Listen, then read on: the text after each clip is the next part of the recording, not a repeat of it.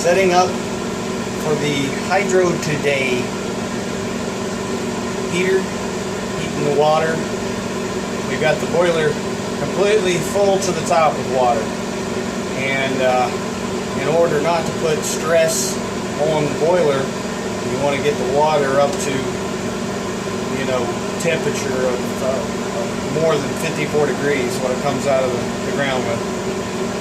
So we've got our ready heater in there heating it up. We're up to about 70 degrees throughout.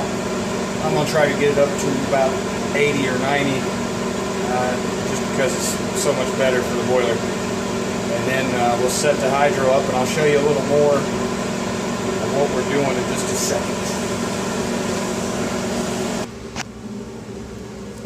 It's so hot in here, it's got my camera all foggy. So it looks foggy in here, but it's just because it's 150 degrees in this stinking room. But as you can see up on top, there's a pressure gauge, and I'm going to tie in the hydro pump to the top one here. And I got a couple valves to protect ourselves because we're only going to take it up to 187.6. That's 1 1/4 times the working pressure of 150 that this boiler is supposed to be at. So I'll get it all together and show you how to do a hydro.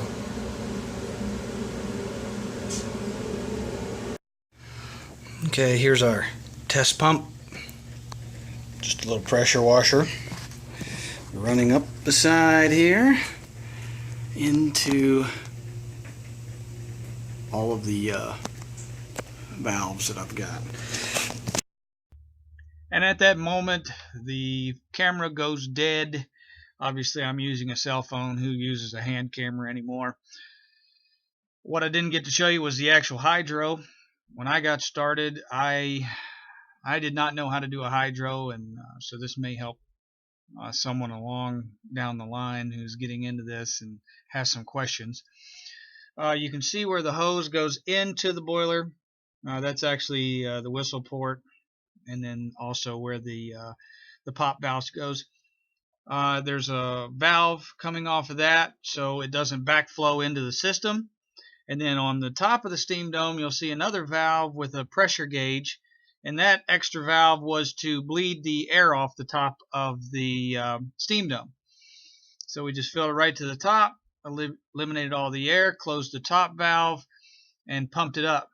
I was always curious on how fast a pressure washer would pump up this boiler, and for this one that holds about 300 gallons of water, it was about 15 seconds to get to 200 pounds. So you got to have a friend there helping you out. You can't, you can't take this lightly because you'll end up damaging your system, whatever you're pumping up.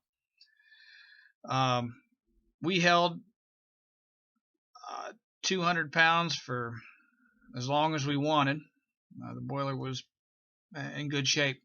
The Ohio boiler inspector was here and gave us a stamp number after he was done. There was a few processes that I didn't know had to take place when he showed up, such as they make you remove all of the grates, and then they climb up inside, look in there. Fortunately, they're not too concerned about leaky tubes. I guess in these boilers they seep a little bit. You'll see in this image that it seeps some, and wasn't a problem. So we found most of the issues, which were very little. Got a good inspection and a good report, and a good number on the boiler now in Ohio.